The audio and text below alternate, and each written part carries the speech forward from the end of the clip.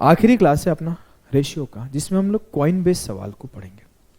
Coin based सवाल बोल सकते हो या फिर आप इस लॉ को बोल सकते हो कि जब a बराबर b इंटू सी होता है तो क्या होता है। टाइप वही है, कॉन्सेप्ट वही है, बस नाम अलग हो गया है। एग्जाम्पल से बताता हूं। कॉइन बेस्ड सवालों में हम लोग तीन चीज के ऊपर फोकस करते हैं। वो तीन चीज क्या है? पहला है आपका डिनोशन ऑफ क्वाइन, दूसरा है आपका नंबर ऑफ क्वाइन, और तीसरा है आपका टोटल अमाउंट। इससे हम लोग डिनोट करेंगे डिनोशन, इसे हम लोग डिनोट करेंगे नंबर्स, इसे हम लोग डिनोट करेंगे अमाउंट। क्लियर? यस।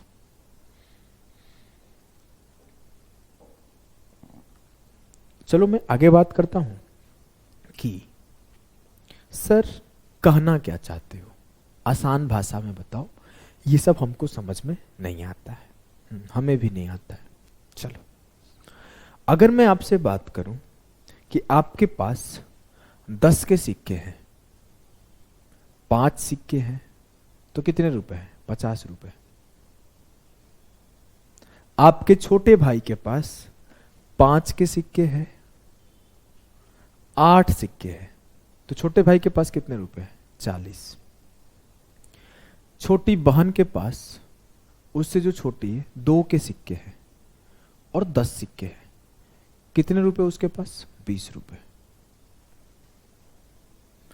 तो ये जो बोला मैं 10 के सिक्के हैं, 5 के सिक्के हैं, 2 के सिक्के हैं, ये डिनोशन है कि क्वाइन का डिनोट किया गया है कि अब इसको आप क्वाइन का वैल्यू भी बोल सकते हो, मैं अपने अकॉर्डिंग नाम दिया हूं, ऐसा नहीं कहीं लिखा हुआ है। कल को मैंने बुक लिख दिया जिसपे मैंने डी से डिनोट कर दिया, और उसको जो पिछले सारे बुक थे उसको मैंने हटा दिया कि अब सिर्फ बुक चलेगा तो मेरा, तो उसको जितने बुक आएंगे उस पर डी लिख के आएगा। इसके पहले कौन सी बुक पे क्या लिखा है मेरे को याद नहीं है, बस ये अपने अपने अकॉर्डिंग कोई भी कुछ भी लिख लेता है, समझ समझ की फेर है, कोई बड़ी चीज नहीं है। अब मैं अगर बोलूं कि डी क्या है, तो डिनोशन है क्वाइन का, उसे क्वाइन का वैल्यू भी बोल सकते हो कि पर क्वाइन का वैल्यू क्या है, 10 रुपीज पर क्वाइन का वैल्यू, 5 रुपीज पर क्वाइन का वैल्यू। कल आपको नोट लिख दे तो नोट 10 रुपए का एक नोट, 20 रुपए का एक नोट, 50 रुपए का एक नोट, 1000 का तो नोट अब आता नहीं है, 2000 का एक नोट। तो ये हम लोग का उसका एक पर्टिकुलर क्वाइन, पर्टिकुलर नोट का वैल्यू है, जिसे हमने डिनोशन इसलिए लिखा है, वो डिनोट करेगा कितने का क्वाइन है। अपने अकॉर्डिंग नाम दे दिया हूं भाई, बात क्लियर है। अब यहां पे क्या है? संख्या, कि 5 सिक्के हैं, 5 क्वाइन है, 10 सिक्के हैं, 10 क्वाइन है, 8 सिक्के हैं, 8 क्वाइन है। और जब मैं टोटल अमाउंट का बात किया तो 10 के 5 सिक्के 50 रुपए, 5 के 8 सिक्के 40 रुपए, 2 के 10 सिक्के 20 रुपए। सवाल ये आया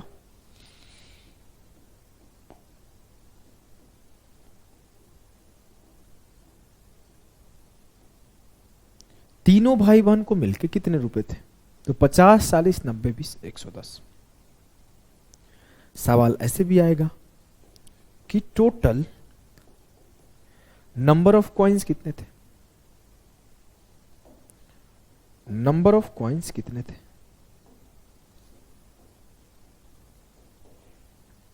तो आप बोलोगे 8, 5, 13, 10, 23। ठीक है। अगर कल को मेरे साथ ऐसे होता सवाल में, ये बोल देता, ध्यान से देखना, इस बात को नोट डाउन तो कर लिए हो ना? नोट डाउन कर लिए होंगे तो मैं आगे बढ़ता हूं। ऐसे बोला जाता कि मेरे पास 5 के कुछ सिक्के हैं, 10 के कुछ सिक्के हैं और 2 के कुछ सिक्के हैं। 2 के सिक्के के 20 रुपए वैल्यू है, 5 के सिक्के के 40 रुपए वैल्यू है, 10 के सिक्के के 50 रुपए वैल्यू है। तो नंबर ऑफ कॉइन क्या है? तो आप बोलोगे सर 50 रुपये वैल्यू है, एक का वैल्यू 10 रुपए है, तो 50 बटे 10 5, 40 बटे 5 8, और 20 बटे 2 10। तो जरूरत पड़ा तो मैं डिवाइड भी कर सकता हूं, ऐसा नहीं है कि मैं डिवाइड नहीं करूंगा, मैं चाहूंगा तो इसको डिवाइड कर दूंगा। कल को मेरे को ऐसे बोल दिया गया, चलो इसको हटा देता हूं, ऐसे अब बगल में लिखता हूं कि मेरे पास 10 रुपए के 20 सिक्के हैं, 20 रुपए के 30 सिक्के हैं और 50 रुपए के 15 सिक्के। टोटल रुपए कितने होंगे? तब बोलोगे बहुत इजी है, 200 रुपए यहां पे होगा, 600 रुपए यहां पे होगा और 750 रुपए यहां पे होगा। तो 7 2 9 6 15, 1550 रुपए होगा। अगर मैं बोलूं कितने सिक्के कितने हैं, नंबर ऑफ कॉइन्स कितने हैं, तो आप बोलोगे सर नंबर ऑफ कॉइन है 20 30 50 15 75, 75 मेरे सिक्के हैं। ठीक, बढ़िया है, बहुत अच्छा बहुत अच्छा, आगे जाओ। अब मैं बोला ऐसे थोड़ी पूछूंगा, हमको पता है तुम तेज हो। Now the question will be, एक बार देख लो क्या लिखा था, 20 30 15। ऐसे बोला जाएगा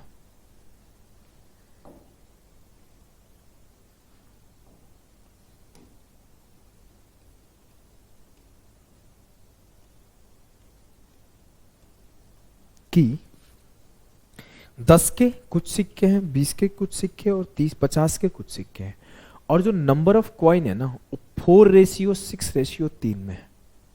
ध्यान से देखना, वो 4:6:3 में है। अब आपसे पूछा जाएगा टोटल। अगर आपसे दे दिया गया कि आपके पास अगर 1550 रुपए है, अगर आपके पास 1550 रुपए है, तो ये बताइए कि 20 के कितने सिक्के हैं। सवाल को समझ रहे हो? बोला गया 10 के 4 यूनिट सिक्के हैं, अब पता नहीं है 4 है 8 है 16 है, नंबर नहीं पता। 20 के 6 यूनिट है और 50 के 3 यूनिट है। सवाल पूछा गया कि अगर आपके पास टोटल 1550 रुपए है तो 20 के कितने सिक्के हैं। तो आप बोलोगे सर मान लेते हैं कि ये 4x है, ये 6x है और ये 3x है। 40x यहां हो जाएगा, 120x यहां हो जाएगा और 150x यहां हो जाएगा। सबको जोड़ा 15 12 27 और 4 31, 310x टोटल वैल्यू आया। लेकिन दिया हुआ है टोटल वैल्यू है 1550, तो x का वैल्यू आ गया 5। तो मैं बोलूंगा जो 10 के सिक्के हो 4x है तो 4 5 20 है, जो 20 के सिक्के हो 6x है तो 6 5 30 है, और जो 50 के सिक्के हो 3x है और 3 5 15 है। क्लियर? यस सर, एकदम क्लियर है, एकदम क्लियर है, हमें कोई भी कंफ्यूजन नहीं, हमें कोई भी कंफ्यूजन नहीं। अब वो ऐसे बोलेगा कई बार कि 20 के संग कितना अमाउंट है 20 के सिक्कों का, 20 के सिक्कों का कितना अमाउंट है, तो बोलोगे 20 इंटू 30 600 रुपए 20 के हैं, 50 इंटू 15 750 रुपए 20 के, 10 इंटू 20 200 रुपए टोटल आपके 10 के सिक्कों का है। वो ये भी सवाल पूछेगा टोटल नंबर ऑफ कॉइन्स कितने हैं बताओ। तो टोटल नंबर ऑफ कॉइन कितने हैं आप बताओ। 4 6 10 3 13, 13 गुणे 5 65 आ गया। अभी 75 आया था थोड़ा देर पहले, कहीं गलती तो नहीं कर रहा हूं? 65 ही होगा, यहां 20 था, यहां 30 था, यहां 15, हाँ 65 ही आएगा। 65 टोटल कॉइन है। सवाल क्या क्या पूछा जा सकता है यहां पर? एक सवाल ये भी पूछा जा सकता है कि टोटल नंबर ऑफ कॉइन्स क्या हो। तो आप बोलोगे 4 6 10 3 13 गुणे 5 65। आपसे ये पूछा गया कि 10 के सिक्के के कितने रुपए हैं, तो सीधे 40 गुणे 5 200, 20 के सिक्के 120 गुणे 5, 50 के सिक्के के कितने रुपए होंगे 150 गुणे 5। मेरे ख्याल से ये कॉन्सेप्ट क्लियर है क्योंकि तीन ही चीज पे पूरा पूरा बेस्ड है। तो आ जाओ, पहला सवाल आंख बंद करके सॉल्व करना। कैसे? आंख बंद करके।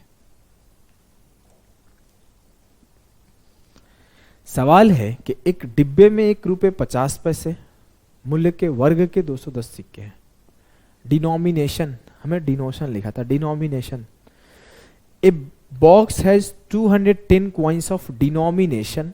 वहां पे डिनोशन की जगह डिनोमिनेशन कर लेना, अच्छा लगेगा, क्योंकि डिनोमिनेशन ही इंग्लिश करेक्ट शब्द है। मैं यहां का बात कर रहा हूं, यहां डिनोमिनेशन कर लेना। मैं यहां डिनोमिनेशन ही लिखा करता था पहले भी, गलती से डिनोशन लिख दिया। डिनोमिनेशन।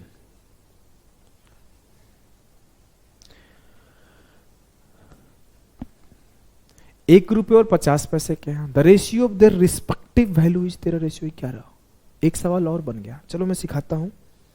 इस सवाल को अगर आप सीख लिए होंगे तो मैं आपको ना एक और चीज सिखाता हूं। मिटा दूं क्या? चलो मैं सीधे पॉइंट पे आता हूं, वहीं से सिखा देता हूं। अब बोला कि ₹1 के कुछ सिक्के हैं और 50 पैसे को मैं 1/2 लिख सकता हूं, क्योंकि ₹1 में 100 पैसे होते हैं। तो मैं बोलूं 1 पैसा का वैल्यू क्या है, तो आप बोलोगे, यहां पे लिखता हूं, सर 100 पैसे बराबर होता है 1 रुपी के, 50 पैसे बराबर होता है 1/100 इंटू 50, 1/2 रुपी। 25 पैसे 1/100 इंटू 25, 1/4 रुपी। 10 पैसे 1/100 इंटू 10, 1/10 रुपी। अब ₹1 के कुछ कॉइन है, 1/2 के कुछ कॉइन है, मुझे पता नहीं है, लेकिन मुझे ये पता है कि उनके जो आने वाले रिस्पेक्टिव वैल्यूज है वो तेरा रेशियो 11 है। मान लो कि ये X कॉइन है और ये Y कॉइन है, ये दोनों मिलके जो आएंगे वो इतने रुपीज आएंगे। तो अगर बोलूँ कॉइन कितने हैं, तो 13/1, 13 यूनिट, 1/2 इंटू 11, 11/1/2, 22। अब अगर मैं बोलूं कि नंबर ऑफ कॉइन का रेशियो क्या है, तो आप बोलोगे सर नंबर ऑफ कॉइन का रेशियो 13:22 है।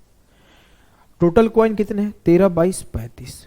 तो टोटल कॉइन जो है 35 यूनिट है, लेकिन टोटल कॉइन्स है कितने? 210। तो 35 यूनिट बराबर है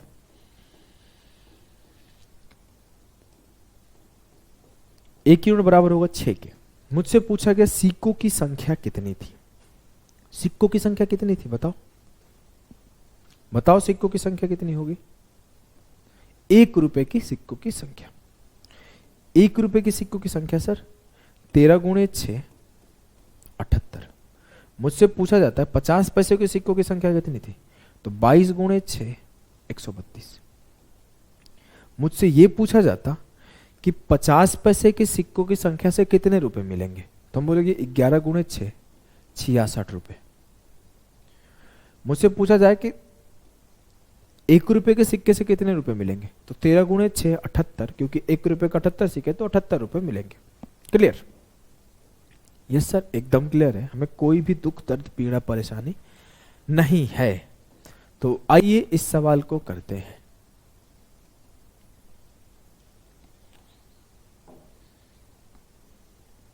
चलो करो। ए बैग कॉन्टेन्स ₹1, 50 पैसे, 25 पैसे, coins in the ratio of 5:6:7. If total amount is 390, find the number of coin. Option B will be the सही आंसर। सर इतना जल्दी कैसे किया?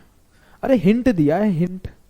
आप ध्यान से देखो, 5:6:7 कॉइन का है और पूछा number of coin each kind. सिर्फ एक ही ऑप्शन है जो था वो 5:6:7 में था, और कोई ऑप्शन 5:6:7 में नहीं थे। ये तो मान लो ठीक है, दे दिया तो कर लिए। चलो इसका बेसिक मेथड सीखते हैं। कल को क्या करे, एग्जामिनर सेम ऑप्शन सेट कर दे उसी रेशियो में, तो आप गलती कर दोगे। इस वजह से आपको बेसिक सीखना जरूरी है।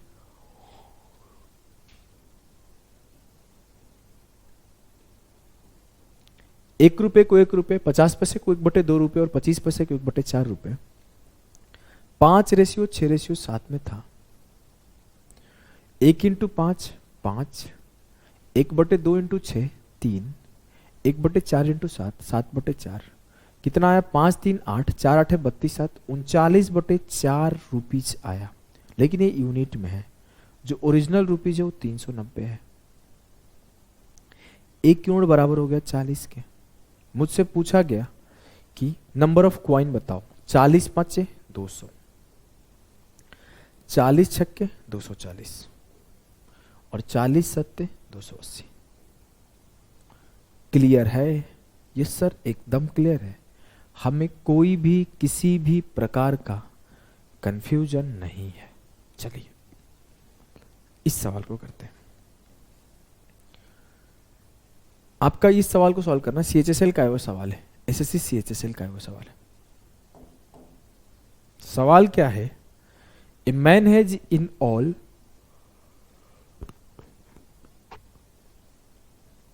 640 rupees in the denomination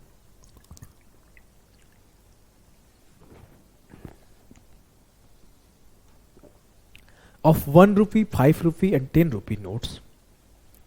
The number of each type of notes are equal. What is the total number of notes he has?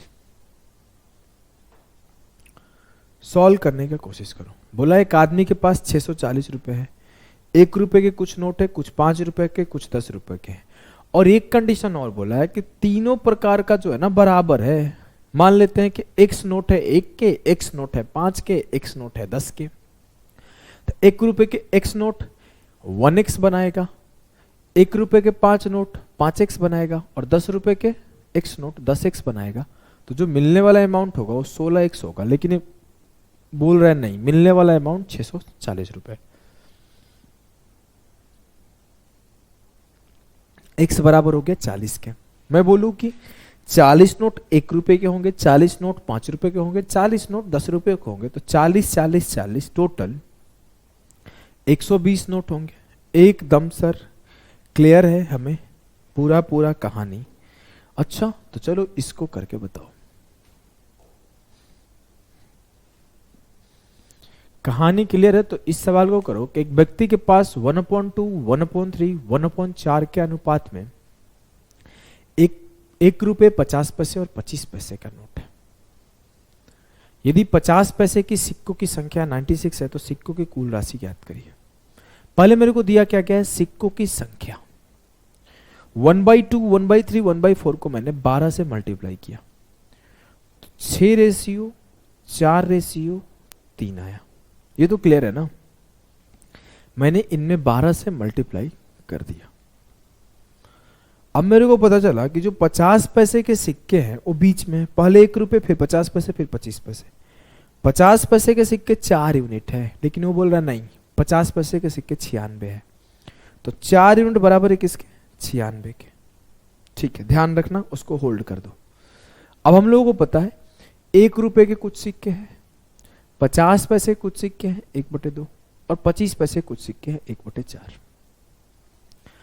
अब कितने सिक्के हैं 50 के? सर 96। कितने सिक्के हैं 1 रुपए के? सर 4 यूनिट बराबर है 96, तो 6 यूनिट बराबर होगा 6 × 24 144। मैं लिख लेता हूं 6 × 24। कैसे हुआ? 4 unit equal to 96, 1 unit equal to 24, 6 unit equal to 6 × 24 144, और 3 × 24 72। क्लियर है? मेरे को ओरिजिनल नंबर ऑफ कॉइन मिल गए। यस सर, मुझे ओरिजिनल नंबर ऑफ कॉइन मिल गए। अगर आप ऐसे कर दोगे तो इसका मतलब ये बिल्कुल नहीं कि गलत है। आप अगर डायरेक्ट ऐसे कर दिए कि 1, 1/2 और 1/4, और यहाँ पे सीधा 6, 4 और 3 लिख लिए, और फिर आपने मल्टीप्लाई कर लिया कि 6, 2 और 3/4, तो ये जो आएगा वो भी सही आएगा। बस अब आखिर में जाके 24 से मल्टीप्लाई कर देना। आपका तो कैलकुलेशन और आसान हो गया, मेरा तो भी कैलकुलेशन हो गया ज्यादा, आपने और आसान किया कि अगर आप ऐसे कर रहे हो तो आपका कैलकुलेशन और आसान है। अल्टीमेटली एट द एंड आपको मल्टीप्लाइंग फैक्टर से तो मल्टीप्लाई करना ही पड़ेगा, जो कि 24 है। मैंने पहले कर रखा था, आप ऐसे भी करोगे तो सही होगा। यहां आप सीधा आंसर पे पहुंच गए। आंसर है 8 8 16 4 20, 14 4 18 1 19 1 20। 200 रुपए, 210 आएगा क्या? कहीं गलती कर दिया हूं?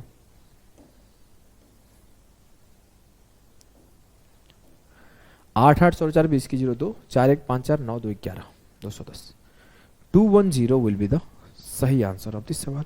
यहां पे भी करके देखो। 6 2 8 4 के 32 3 35/4 इंटू 24, 4 6 के 24, 35 6 के 210। Clear? Yes sir.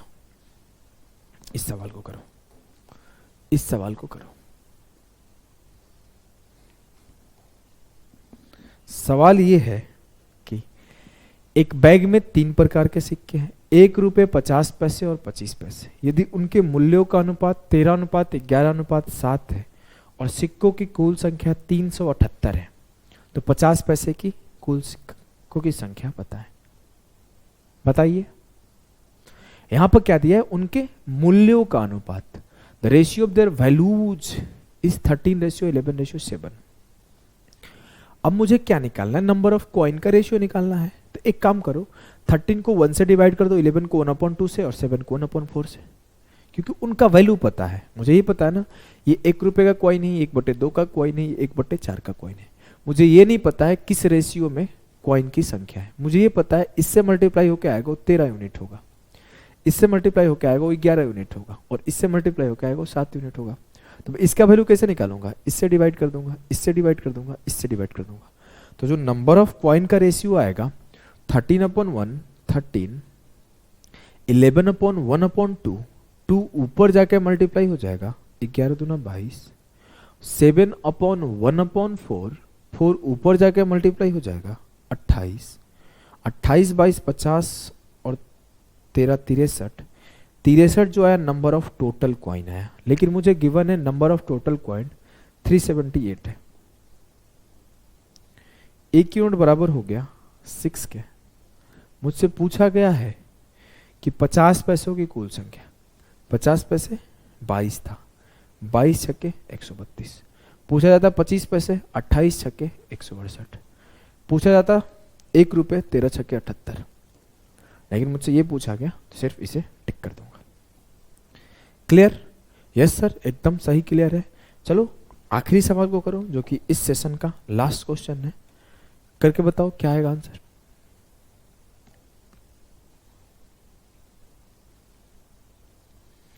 A bag contains few coins of 50 पैसे, 25 पैसे and 10 पैसे can be expressed by 3 consecutive odd prime numbers that are in the ascending order.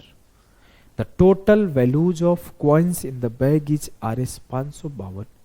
If the number of coins is reversed in order, then find the increase in amount in the bag. एक bag में 50 पैसे, 25 पैसे और 10 पैसे के कुछ सिक्के हैं। सब पैसे पैसे में ना अपन पैसे में कर लेते हैं। इसके पहले के जो भी क्वेश्चन आ रहे थे, कभी रुपीज था कभी पैसे था, तो अपन इस बार पैसे में चलेंगे, रुपीज में काम नहीं करेंगे। कुछ सिक्के हैं जिन्हें लगातार 3 विषम अभाज्य संख्या द्वारा व्यक्त किया जाता है। आपको एक नंबर सिस्टम का कॉन्सेप्ट पता होगा कि सिर्फ एक ही पेयर है प्राइम का, प्राइम नंबर का सिर्फ एक ही पेयर है जो कंसेक्यूटिव है, 3 5 7। इसके बाद अगर कोई भी प्राइम लोगे तो कभी वो कंसेक्यूटिवली प्राइम नहीं होंगे। 2 नंबर तो होंगे, तीसरा प्राइम नहीं होगा। लेके देख लो कहीं से, मान लो मैं 31 लिया, 31 के बाद 33 नहीं है, 35 नहीं है, 37 है। इसके पीछे भी जाओगे तो 29 और 31 तो है, लेकिन 27 नहीं है। मतलब इसके बाद अगर जाओगे कोई भी प्राइम का पेयर लोगे तो आपको सिर्फ पता चलेगा कि 3 नंबर लगातार प्राइम नहीं मिलेंगे, 2 ही नंबर प्राइम मिलेंगे मैक्सिमम। क्लियर? यस। तो आ जाओ हम लोग इस बात को समझते हैं कि पहले बोला गया है कि बढ़ते क्रम में प्राइम है, मतलब शुरुआत में जो प्राइम है वो 3:5:7 में है, और बाद में इसे 7:5:3 में सजा दिया गया। तो कितने रुपए का इंक्रीज या डिक्रीज आएगा? Then find the increase in amount. कितने का इंक्रीज आएगा? 50 पैसे था, उसे चाहो तो आप रुपए में ले सकते हो, चाहो तो आप पैसे में। तो मैं पैसे में ही लेके चलता हूं। 50 पैसे, 25 पैसे और 10 पैसे। चाहो तो इसे आप रुपए में कर लो, 1/1/1/1, कोई चेंज नहीं आएगा। ये पहले 3 5 7 में था। अब ये क्या हुआ? 50 पैसे, 25 पैसे और 10 पैसे 7 5 3 में हो गया।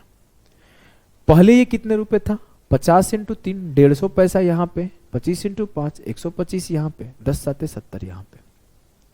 सबको जोड़ा 5 12 7 19 10 29 5 34, 345 यूनिट यहाँ पे है, जो कि बराबर है 552 के। क्लियर है? Yes sir. 23 से कटेगा, ये 23 से कट रहा है। चलो इसको देखते हैं। 350 125 और 30, 380, 20, 400, 505 यहां पे हो जाएगा। सर कितने का इंक्रीज है? 5 से 5 गया 0, 10 से 4 गया 6, 4 से 3 गया 1, 160 यूनिट का इंक्रीज है। तो 345 यूनिट बराबर है 552, 160 यूनिट का वैल्यू निकालना है। तो 345 यूनिट बराबर है 552, तो 1 यूनिट बराबर होगा 552 अपॉन 345, 160 यूनिट बराबर होगा इंटू 160। 23 से कट रहा था, 23 से कम 23, 23 बचे 115, 23 दूना 46, 23 चौके 92, 3 बचे 15, 3 आठे 24, 5 से काटा 5 दूना 10, 8 दूना 16 गुणे 16, 256 रुपीज का इंक्रीज आएगा। कुछ लोग सोच रहे होंगे सर आपने पैसे में आगे काम किया था, बाद में बोल दिए रुपीज में आंसर आएगा, क्यों? क्या दिक्कत है रे लाल? 345 पैसे है, इसको 100 से डिवाइड करो रुपए हो जाएंगे, 160 पैसे इसको 100 से डिवाइड करो रुपए हो जाएंगे। एट द एंड 100 से 100 कट जाएगा, 100 से 100 कट जाएगा, रेशियो ले लिए तो रेशियो वही आएगा, 256 आंसर। तो सेशन को यहीं पे एंड करते हैं। अब हम लोगों का खत्म हो गया। रेशियो के बाद प्रोपोर्शन आपको मिल जाएगा 2 लेक्चर, और प्रोपोर्शन के बाद हम लोग एज पढ़ेंगे, एज के बाद हम लोग पढ़ेंगे पार्टनरशिप, पार्टनरशिप के बाद पढ़ेंगे हम लोग मिक्सचर, और फिर हम लोगों का मैक्सिमम पोर्शन खत्म हो जाएगा। सिर्फ 3 चैप्टर बचेंगे, एवरेज, टाइम एंड वर्क और टाइम स्पीड डिस्टेंस। कुछ लोग सोच रहे होंगे सर टाइम एंड वर्क में पाइप एंड सिस्टम नहीं बोला, अरे वो तो 1 से 2 लेक्चर का काम है। टाइम स्पीड डिस्टेंस में आपको 3 चीज़ें 4 चीज़ें होती है। एक टाइम स्पीड डिस्टेंस खुद होता है, एक ट्रेन का कॉन्सेप्ट होता है, एक बोट एंड स्ट्रीम होता है, एक रेस होता है, रेस में भी 2 सेक्शन होता है, एक लीनियर रेस होता है और एक सर्कुलर रेस होता है। इतना है। अब मतलब मैक्सिमम पोर्शन आपके खत्म हो गए। चलो मिलते हैं, अभी के लिए बाय बाय।